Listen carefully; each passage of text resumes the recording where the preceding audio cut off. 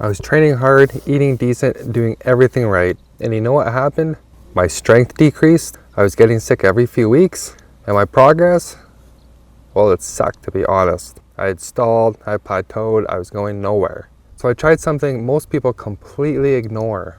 I treated recovery like it actually mattered. And you know what? Everything improved.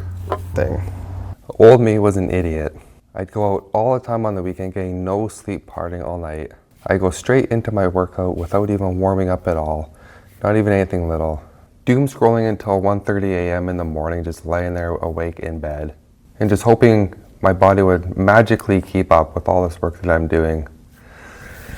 Oh, God, I was an idiot. And guess what? My body didn't keep up. And so for 1 month, I flipped it. I focused on all the boring stuff. Sleep prioritization, stretching, static and dynamic. And the other thing I was overlooking was physical time off, but also mental fatigue time off as well. Basically, I became the most boring and responsible version of myself ever. But let me explain why.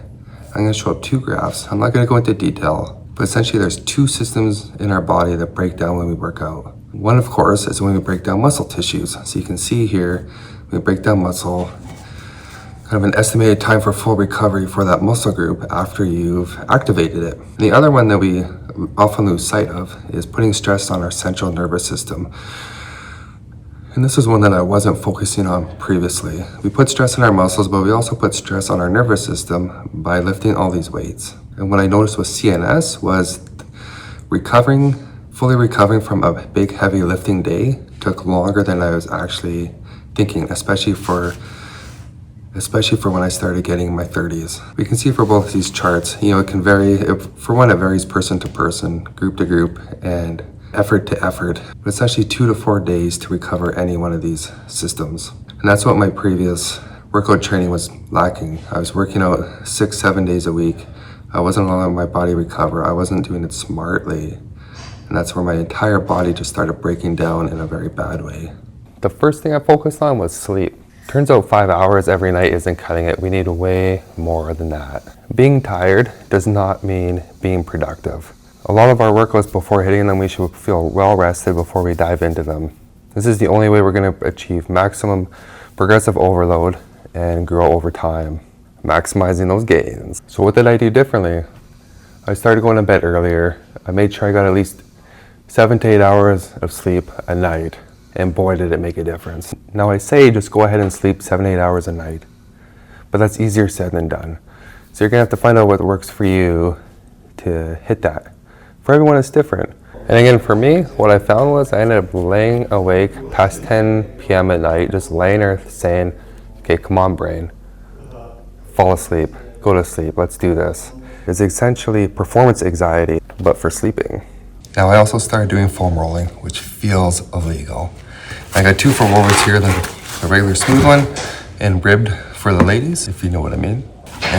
And really, foam rolling feels illegal when you're doing it.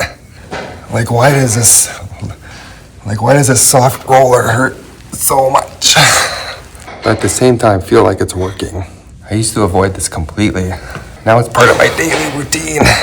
Again, do what you will with this one though. I also began stretching every day, and it wasn't until then that I realized just how tight my body and my joints and my muscles are.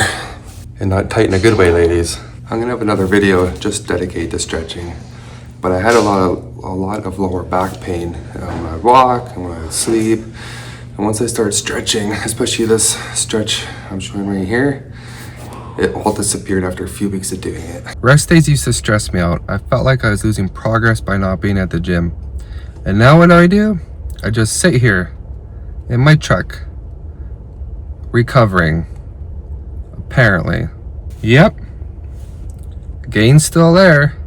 Now working out becomes addicting, and I'm the worst for getting FOMO, fear of missing out, of those gains, of the endorphins, of the experience, of really just not progressing.